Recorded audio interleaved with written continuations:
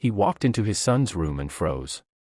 It was 2:13 a.m., and the soft glow of the nightlight lit up a scene that made his chest tighten. There, curled up on the hardwood floor next to his son's bed, lay Sophia, the nanny he had hired just 3 weeks ago. No blanket. No pillow. Just her sweater rolled beneath her head, her arms wrapped tightly around herself as if shielding from the cold. Gabriel Winters, a 38-year-old tech entrepreneur and single father, was used to seeing numbers, strategies, and investors. But in that moment, he saw something that no spreadsheet could explain: sacrifice. Gabriel hadn't always been a millionaire. He built his app from his garage after losing his wife, Clara, during childbirth. For 5 long years, he juggled raising little Eli and building his startup.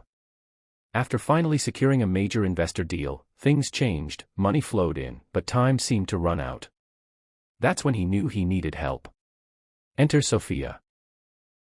She was soft-spoken but alert, kind but firm, and from the moment she walked into their lives, Eli smiled more. He ate better. He slept better.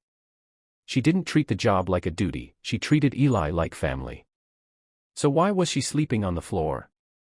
The next morning, Gabriel waited until Eli was at school and then called her into the study. "Sophia, can I ask you something?" he said, trying not to sound accusing. "Why were you sleeping on the floor in Eli's room?" Her eyes darted nervously. "I'm so sorry, Mr. Winters. He had a nightmare again.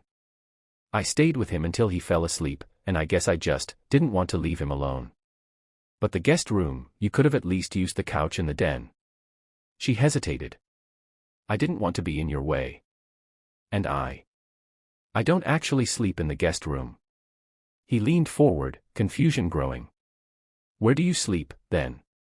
She looked down, almost ashamed. "The laundry room. I have a mat and a blanket. It's fine, really. I just didn't want to ask for more." That night, Gabriel didn't sleep. $1 million in the bank. A house with 5 bedrooms.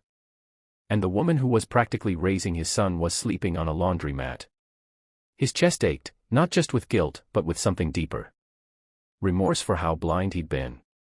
He started asking questions. Quietly. Carefully. He found out that Sophia sent 70% of her salary back home to the Philippines to support her parents and younger siblings.